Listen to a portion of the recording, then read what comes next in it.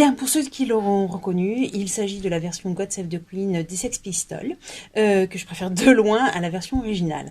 Voilà, donc pour ceux qui me connaissent pas, je m'appelle Stéphanie. Pour ceux qui me connaissent, je m'appelle Stéphanie aussi. Je suis animatrice polyvalente à Agir depuis le premier confinement.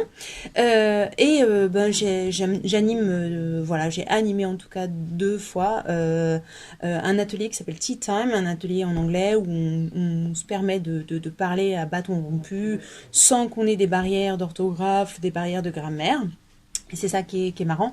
Sous forme ludique, voilà, on pratique un peu l'anglais. Et aujourd'hui, Agir, eh bien, je vous propose de travailler sur un exercice autour des expressions en anglais et en français, dont on ne trouverait pas forcément d'équivalence en mot à mot. Un peu sur le principe des franglaises, pour ceux qui connaissent. Donc, c'est un spectacle musical qui part de chansons à texte en anglais et qui en donne une traduction mot à mot, ce qui donne des fois des choses un peu cocasses, un peu drôles et surtout beaucoup de non-sens, hein, et c'est ça qui est marrant. Et donc voilà, je vous propose une petite pastille drôle, enfin en tout cas de bonne humeur autour de l'anglais. Et aujourd'hui, je vous propose donc dans la session Yes, we speak English today, de travailler sur l'expression qu'on a choisi parce que vous nous manquez beaucoup pendant ce confinement. C'est un peu vite sans vous. Et puis, on a le cafard. Alors, voilà, je vous propose de partir sur l'expression avoir le cafard. Comment on pourrait le traduire en anglais? Quel est son équivalent? Alors, on pourrait se dire que... on pourrait le traduire en mot à mot. Avoir le cafard, d'abord, on faudrait qu'on trouve, pour ceux qui ne connaissent pas, la définition de cafard, l'équivalent de la traduction de cafard en anglais. Donc, on prend son super dictionnaire, Harrods, et cafard, bon, moi je le sais, c'est cockroach. Donc, on pourrait se dire que avoir le cafard, ça pourrait être to have the cockroach.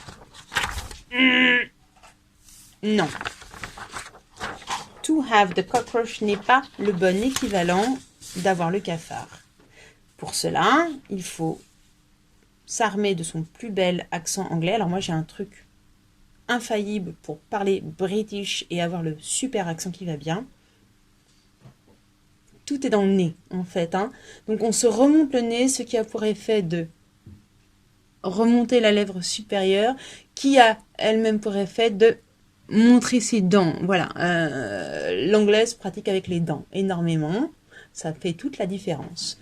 Donc, en français, avoir le cafard se dit en anglais to have the blues. To have the blues. Well, Stephen, you're not doing good today. No, I have the blues. I have the blues. Voilà. C'est en tout cas l'expression française. Avoir le cafard se dit to have the blues. My fellows, my friend, my dear people from Agir, mes amis, les adhérents d'Agir, je vous propose à votre tour de prendre une expression en français et de nous en donner une traduction en anglais, évidemment celle qui n'aura pas de sens en mot à mot, et de nous donner l'équivalence, le bon équivalent en anglais, comme par exemple, celui-là vous l'aurez pas, il pleut des cordes, it's raining cats and dogs. Mais je vous propose au milieu de tout ça de nous donner une fausse traduction, comme je viens de le faire, pour que c'est un côté un petit peu pétillant dans nos vies. Voilà. Donc pour ce faire, n'hésitez pas à nous envoyer vos propositions avec ces possibilités-là. Donc sur l'adresse courriel d'Agir. agir@ville.gennevilliers.fr ou bien sur la page Facebook d'Agir ou encore sur le WhatsApp au numéro professionnel qui est le mien au 07 67 79 61 67. J'aurai vraiment plaisir à voir vos propositions et à les partager. Merci, à bientôt. Thank you very, much. See you soon. Bye.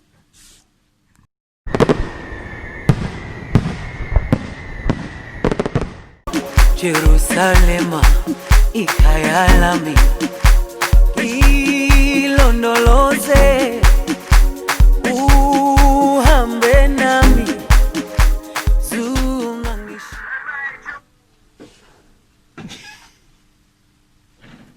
ilana Jerusalema ikayalami